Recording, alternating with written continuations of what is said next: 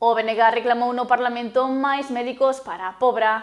O conselleiro de Sanidade destacou o compromiso da Xunta coa mellora da atención sanitaria do Barbanza. Outubro viviu os inicios das protestas da veciñanza da Pobra do Caramiñal pola falta de médicos no seu centro de saúde. Cando comenzaron as movilizacións, faltaban por cubrir 3 prazas de facultativos.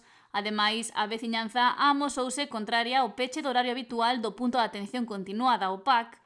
A deputada do BNG, Rosana Pérez, apuntou no Parlamento de Galicia que dende o inicio das protestas a Consellería de Sanidade cubriu de forma eventual 2 das prazas.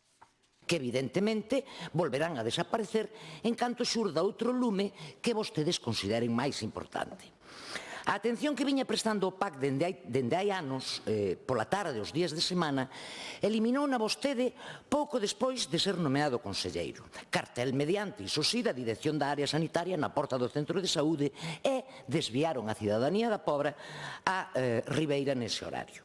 Nin máis nin menos que Ribeira, señor conselleiro, a un PAC dun centro que leva anos nunha situación extrema por mor do seu desleixo e da súa irresponsabilidade. Deste xeito, incrementou vostede os pacientes no PAC de Ribeira sen reforzalo e aínda cando a estatística di que se producen máis urxencias en horario de tarde que de noite. O conselleiro de Sanidade, Antonio Gómez Caamaño, desmentiu esas afirmacións e apuntou que nunca se reduciu o horario da PAC da Pobra. Nunca.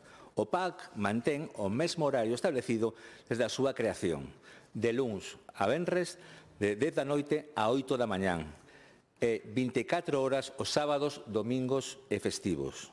Existiu, por un tempo, unha conduta na práctica que foi a de acudir aos médicos de familia de quenda de tarde como se fosen médicos de PAC, mas non era o servicio de urxencias destinado para ese fin. Para ese fin, contamos co punto de atención continuada de Ribeira. Os recursos asistenciais están ordenados e distribuídos de tal xeito que se garanta a maior cobertura a toda a poboación, tratando de non sobrecargar innecesariamente aos profesionais.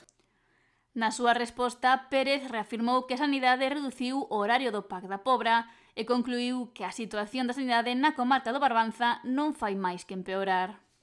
Queren que, primeiro, asumamos como normal o que é absolutamente anormal, a falta de médicos e, polo tanto, a perda de calidade asistencial na sanidade pública. E, segundo, quere que asistamos mudos á utilización que vostedes fan dos cartos dos galegos e galegas que se debían destinar á sanidade pública e que utilizan para os seus cambalaches e os seus intereses partidistas.